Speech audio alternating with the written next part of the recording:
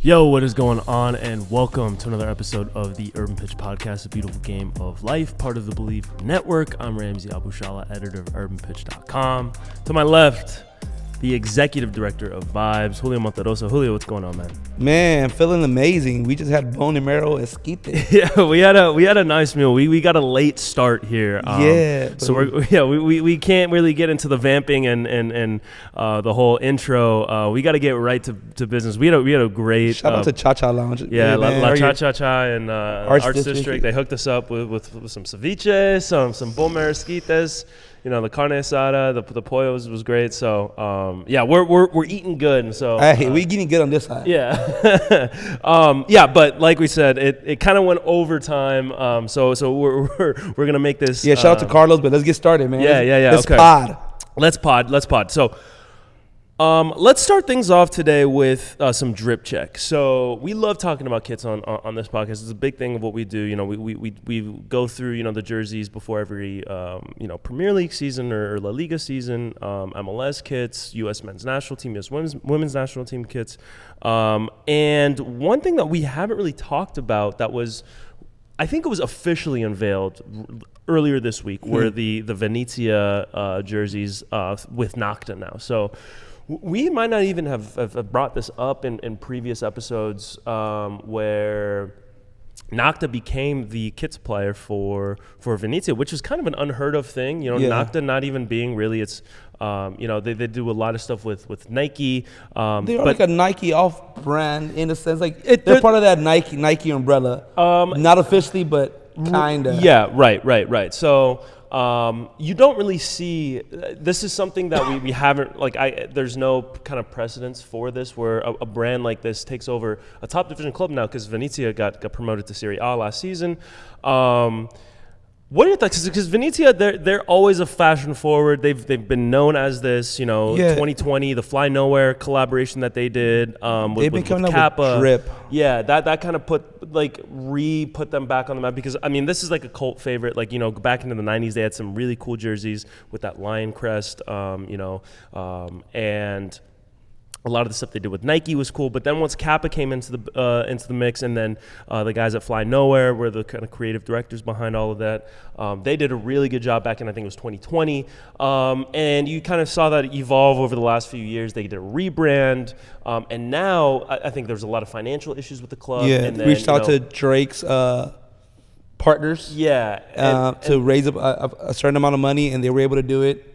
So they collaborated with NOCTA, and I think the uniforms looks amazing. Clean the white, green, orange long sleeve, fire. So, but what can you expect from Venezia? They've been doing it. They have an American player there. They had two. They have Bucio and Tessman, and Tessman got moved to Lyon. Bucio's still there. He's one of the promising players coming up. They expect great things from him this cycle. But yeah, going back to the jerseys, that shows soccer is evolving to the point where you just can't go on one direction. You can't make it look like a soccer jersey, because at the end of the day, people are wearing them outside. You'll see random people just wearing, people that don't even follow soccer. But if you can add that street credibility to it, then you're golden. Even though your team is not known for the play, it still be seen, because a lot of people will rock it just because how fire the jerseys are. Yeah, I think they have an interesting look to them. I like the black kit better than the white kit.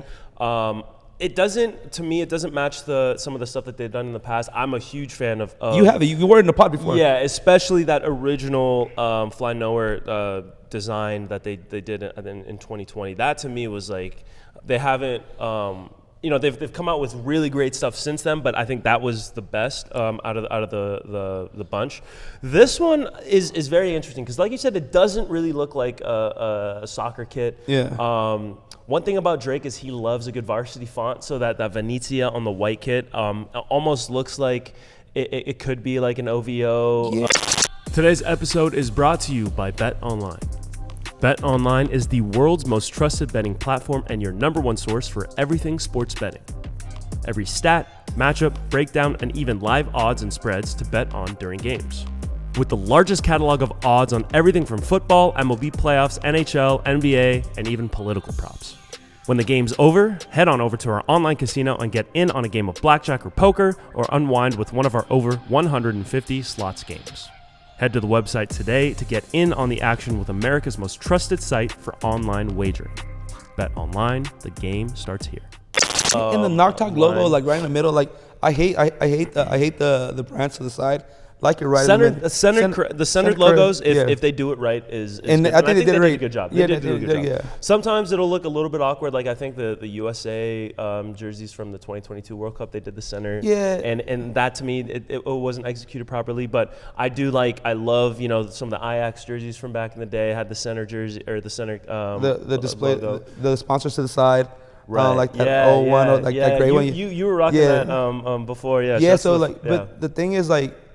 Especially if you're gonna do a center logo, like it all depends on the sponsors you have because it has to fit with the sponsor. Right. But yeah, I think they did it correctly. Give me Ireland vibes on the white jersey. Right. With the so Ireland, hey man, yeah, I can get that NOCTA jersey, man. It'll be amazing. Yeah. But I don't think I think Drake has not failed yet with any collab he's done. Nike has low key had some sleepers. I feel like that Canada jersey with the logo, circle logo, Nike in the middle, that little oval Nike. I don't know if this is a Nike collaboration. I'm not sure what NOCTA's affiliation to Nike is. Why do I associate them so badly? Because they did a big NOCTA line. Yeah. They've done multiple ones. Like they had a whole golf line. Probably because he Kais in that wearing the they might be affiliated. I really don't know. I'd have to look that up. But some of the golf stuff they have is pretty cool. Really good, yeah. The shoe that they came out with, the Drake, the Air Max. I don't think it was bad. Dude, to me it looked the bubbles on the back. I wasn't a big fan of that. It reminded me of like kind of the Pro Keds not Pro Keds, K-Swiss. Yeah, I liked them because like those are the Nikes Cholos used to wear back in the days with the high socks. Yeah, they kind of do have that feel of almost like a Cortez. They're a little bit chunkier. Yeah.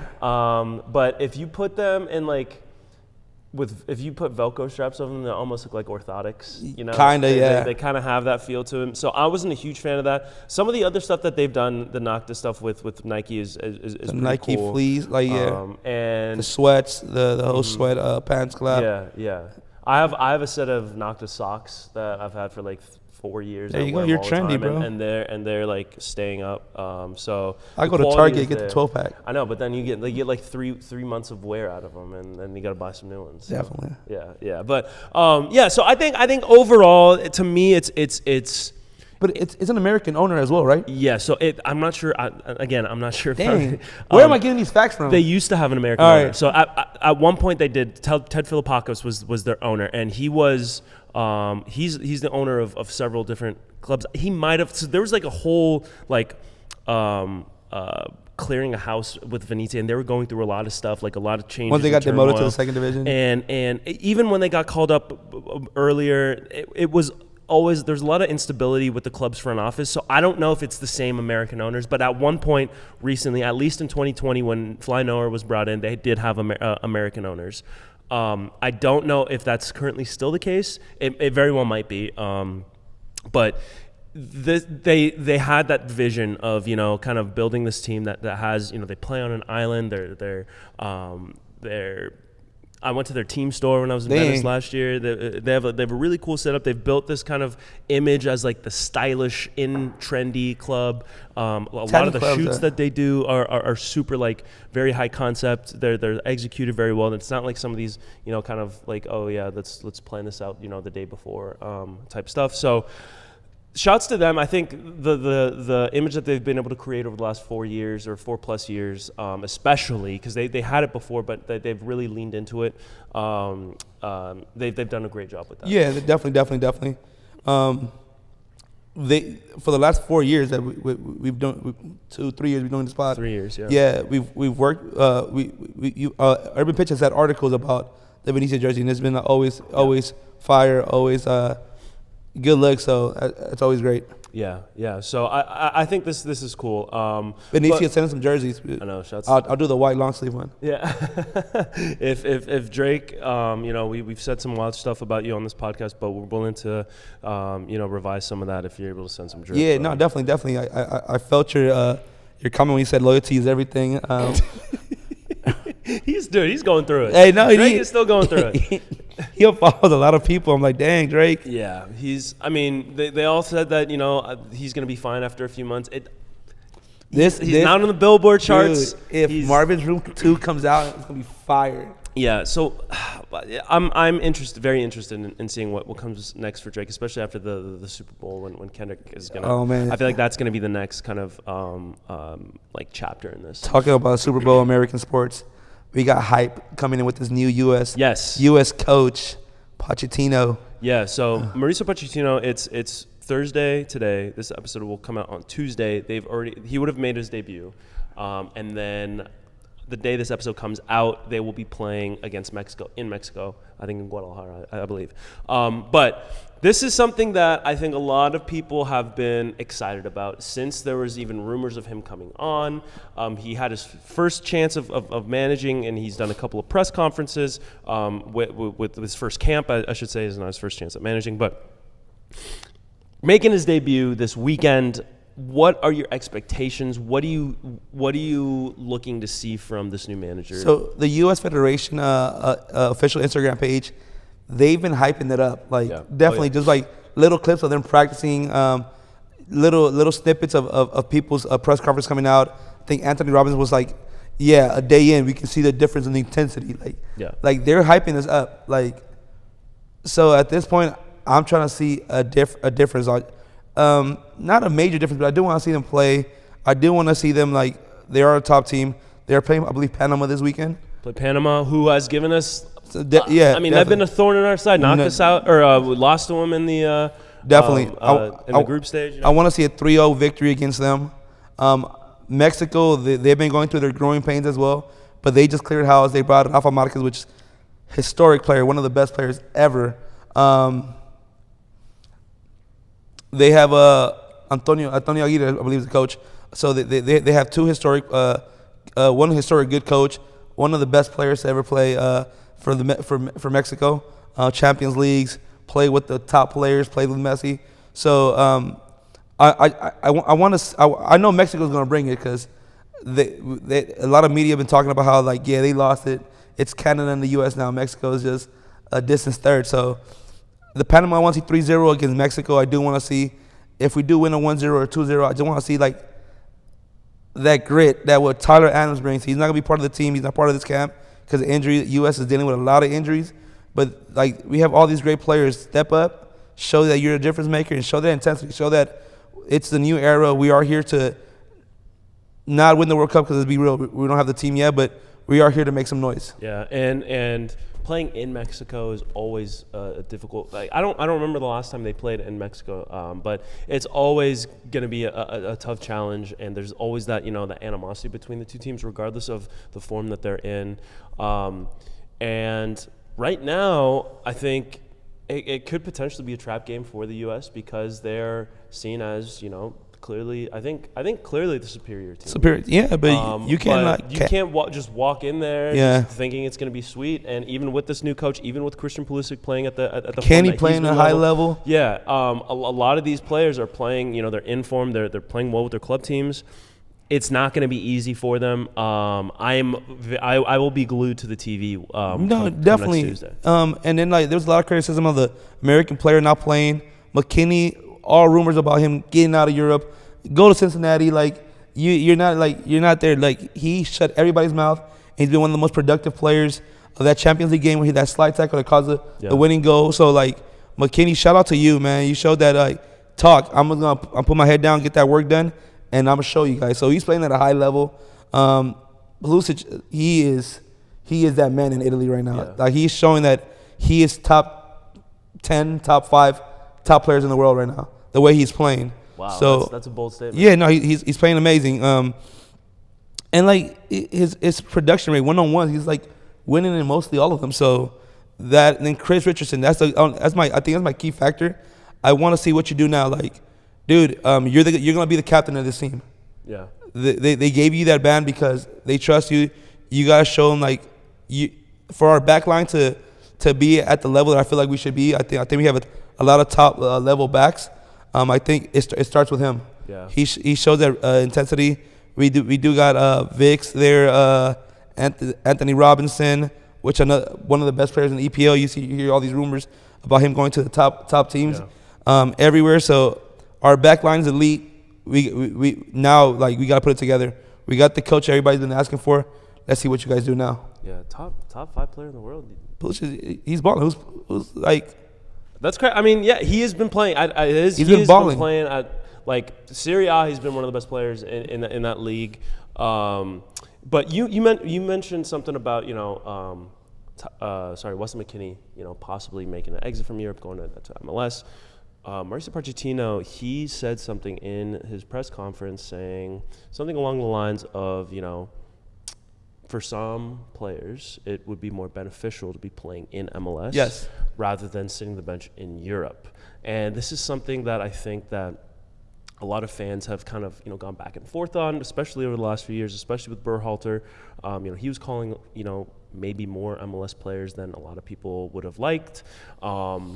And this whole notion of, this player plays at, X club, or this player is in this league, or this player, is playing in the Champions League, right? All of that, is great. And it's great to be in those training situations, be playing, side by side with some of the best players in the world. But if you're not playing at a consistent level, you're not getting better. You're in game experience.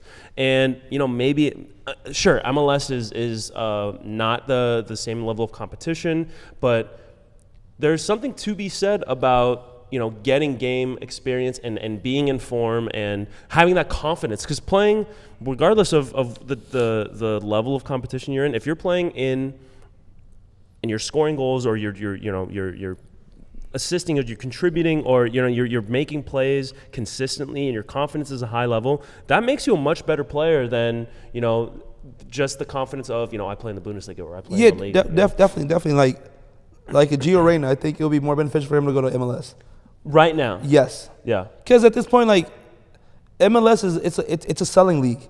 If you do good 1 year there, like, you will go back to Europe. Yeah. Definitely. Like, there's eyes in this league right now. So if you're in a bad situation, come back, show what you got, and some confidence back in. Especially if you're young. Gio Reyna's still young. You get to leave, but like players like Musa in and out of the starting rotation with AC Milan. I think it will be right. A lot of the American pundits, a lot of the ex-American players, a lot of the ex-US American players play for the national team. They've been saying that the league was better back then, MLS, because a lot of the great Americans stayed playing in America. Right. So the level was high. Right now, it's like all the foreigners are the best. All players. The best players in MLS are not American. Are not American. Right, yeah. So it'll be good because it'll bring the level of MLS a little higher. It'll attract younger talent, and then it's beneficial for everybody because South American players are coming to MLS first before they're jumping to Europe. Yeah, yep. Like Martinez with LAFC. Yeah. What's the other player? Sorry. Cucho's been talking about going back because he's having a great season. So you see how MLS can work wonders for you if you utilize it right and you come give it all. Even Colorado Rapids goalie, we were just talking about it. Zach Steffen is having a phenomenal year. So there's been little rumors trickling about clubs wanting him back in Europe. Mm-hmm. And this guy last year, that Berhalter had him feeling like he was a nobody. His confidence was down. He wasn't playing in Europe. He was not. His confidence was very shaken, and you could tell by the way he was playing. Even this year, I think the Colorado's been playing great. He's kind of had an up and down, but recently he's been in great form. And now he's back with the U.S. national. So see, that's the thing. Like the time to do it will be now because 2026 is around the corner. So if you need to get playing time, 2025 come to the MLS. so you can have that look for 2026. Yeah. First and foremost, Gio Reyna needs to get healthy. He needs Yes. to stay healthy, and get that confidence back. And maybe that move to MLS, because it's either what you go to MLS or you go to another European league. Yeah, and if it goes bad, like Gio Reyna now, his stock is going down because he went on loan to Nottingham, and they're like, yeah, we don't want him. That move was crazy. Yeah. That was not. I don't know what was going on or who was advising him to make that move, but I don't think anybody was like, oh yeah, let's go to that. That's going to be a good move. Nobody had that move as like, oh yeah, this is exciting. It was more of a head scratch. Like what? Like this, he doesn't make sense. He's not playing. You know what I mean? The coach, he doesn't fit in the system. Like, and it didn't work. It was a lose for both club and player. So with him, someone of that talent, like maybe get some quality minutes under your belt. Get that. Go to Atlanta. Go to Cincinnati. Like. Yeah. With a fan base that really appreciates his American players. Or I mean, he's an NYC FC kid. So yeah, and there you go, man. Yeah, go back to your home. Be there for a year, 2 years. Trust me, if you're balling out, they're gonna come calling again. Yes. Let's stay on the topic of MLS, and let's go to the MVP race, because the season is wrapping up. Decision day is coming up in a week, or this week, I guess, and I think in terms of playoff races, there's not really much going on. Inter Miami has a chance to break the all-time season points record. It's crazy. It was LAFC broke it, then New England broke it right the year after.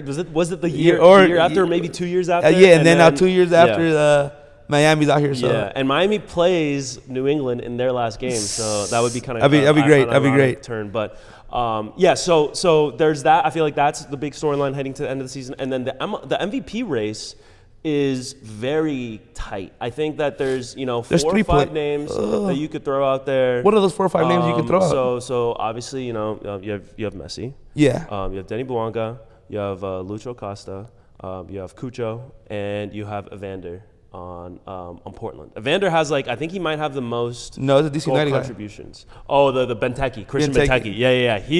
All right, so Benteke, the thing about him, phenomenal season. Way to revive your career. Yeah. But your team's in 4th, 5th place. But this was a team that wasn't very. They were not good, and he kind of he led them to the playoffs. But it's not a team that people have been talking about, like a LAFC, like a Miami, like a Galaxy, like Ricky. I don't know why Ricky's not in this conversation. Right. He's had a phenomenal year.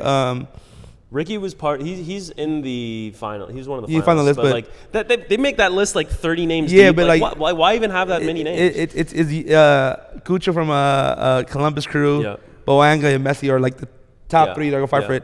And I think the Bouanga is getting the short hand out of the stick because he's had way more goal contributions than Messi. I don't around there. Not way more. Messi has 31 or 32. Messi's got 15 and 17 in 18 games or something like that. He's played half the season. Because that's crazy. Yeah. Dude, Messi has had the. Let me pull up the stats, but you look at his stats for having missed the season, and it's pretty crazy. It's it's hard to imagine. It's not that hard because this is Lionel Messi, but it's crazy. It's pretty hard to believe when you look at these numbers but yeah, Benteke leads the league in goals. Bouanga's in second, and then Messi's right there with 15 goals and 17 assists. How many goals does Bouanga have? 17 goals and 15 assists. Bouanga's got 19 and 11. So he's at 30 total goal contributions, and Messi's at 32. So and then Evander's got 15 and 18, which puts him at 33. I think that leads the league in total goal contributions. No, Cucho has way more. Cucho's got 32. Oh, 32? Yeah. All right. So, the top 3 are there: Bouanga, Messi, Cucho. But I feel like Cucho deserves it. Yeah. He's been playing out of his mind. Beating LAFC on the last minute. Yeah, dude is a baller. People see him and they're scared. Yeah, he's a real difference maker. You give him space, he will win you a game. He can bring you back into a game. Messi brings the same thing, but not at the level that Cucho's doing it. So you look at the numbers, right? From a numbers perspective. Yeah. Messi's played half the minutes, or almost half of the minutes that Bouanga and Cucho have. Or not, Cucho's less. Cucho's less minutes played. He's 20,000. Messi's got 14,000 minutes, or 1,400 minutes played. The thing with Messi's like, all right. And he's got 17 goals, but he's played 18 games. He's got 17 half goals of and these 15 players assists. are fanboying around him like every time he plays. Like, dude, like they look at him like, because hey, I know you guys gonna get hate for this, but I don't feel like Messi has contributed as much as Cucho to the team. Okay. I think Inter Miami will still be good. Well, this is the difference between Miami this year and last year is that Miami's has found ways to play at high levels even without Messi in the lineup because Messi. I mean, like I said, he's played 18 games this year. Yeah, you have 18 games. You have Campana coming off the bench. Yeah. Yeah, they. I mean, between him, a lot of the young guys that they have up front, like they have a crazy amount of options. And like, don't get me wrong, I'm a Real Madrid fan, but I feel like Messi is the GOAT. Mm-hmm. Only one GOAT. Yeah. Cristiano, close second, but right. There's only one GOAT for me is Messi. And even though I'm a Real Madrid fan, but I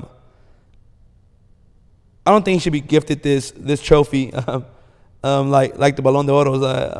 Cucho has.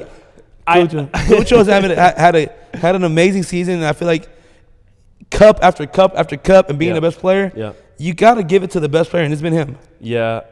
I mean, listen, maybe trophies make the difference for me. Yeah, it's between Messi and Cucho, but trophies make the difference, and Cucho's been getting more trophies. Yeah, Messi's got one.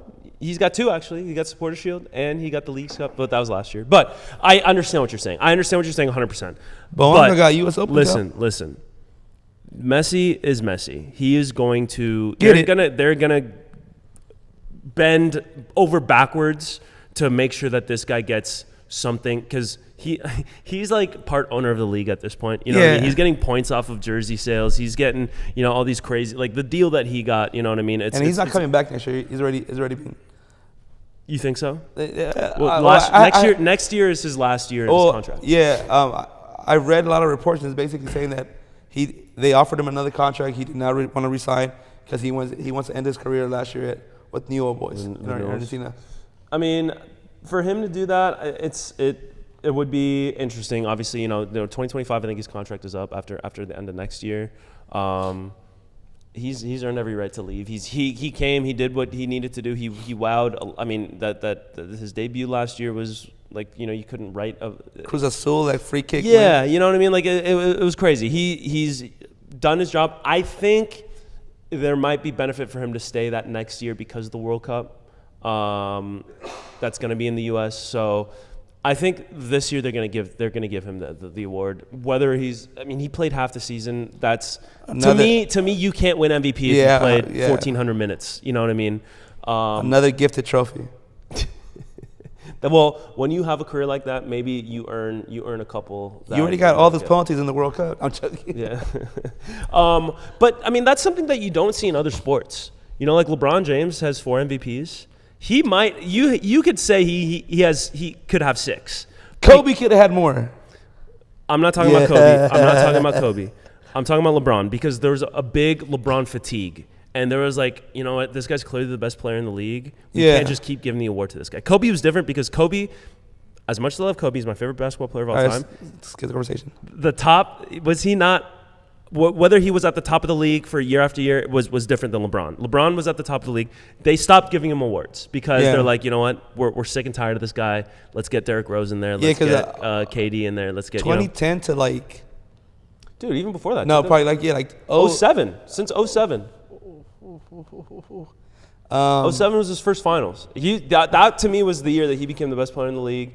07, 08, and then he won his first MVP in 09. 2011 to he won his first MVP in 09. 2011 to 2017, I'll say like that should have been all MVP trophies for LeBron. Yeah, but he won his first one in 09 though, so it would be 09 to 7. I mean, you could say. Anyways, 09, Kobe was torching the league. Regardless, there is. It's almost nice that they're giving him his flowers. And maybe over the top, but this is something that Cucho might deserve over him.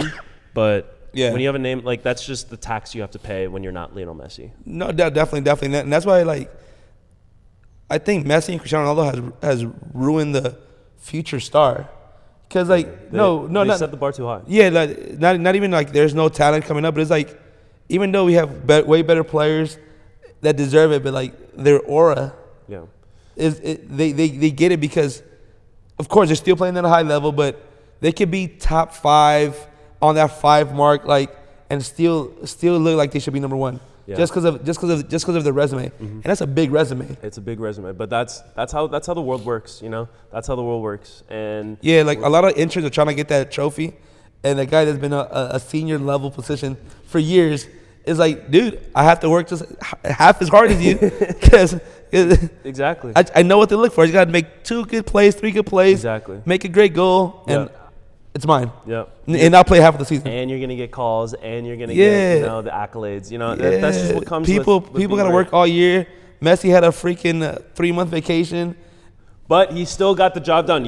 You look at his the end of year report 'Cause he had a he's group. hitting all of his benchmarks. Because his you know? team, he recruited his best team. He got the best salesperson, the best Excel writer. Like he had a strong team.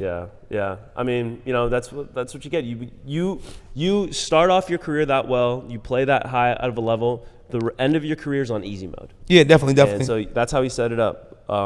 Guys like us, we're just gonna have to grind for our whole lives. No, but shout out to Messi. For what he did to, if it was just for what he did to the league, he deserves it. But if we just go on playing wise, Cucho. dang, I feel bad for him because he's had a monster last 2 seasons. Last 2 seasons, even the MLS Cup, like he shows up in big moments. And He's a big moment player. Yeah. And Boanga, Boanga's almost an afterthought at this point, which is crazy. He had that stretch where he was he slowed down a little bit. Yeah. But that one stretch that he had, he was absolutely on fire, like as hot as anybody could be. But yeah, that's just the way it is. That's just the way it is. Listen, we're running out of time here now. I know we got a late start, but anything else you want to before we wrap up?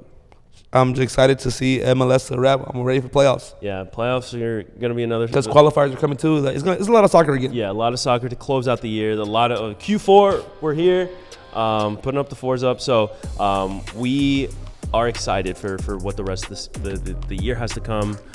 So keep it tapped in. We got a lot more exciting stuff, more guests, more solo episodes. Appreciate you for sticking with us this far. This has been another episode of the Urban Pitch Podcast, part of the Believe Network. I'm Ramsey and Julio. That's Julio Monterosa. We'll see you next week. Boom, boom.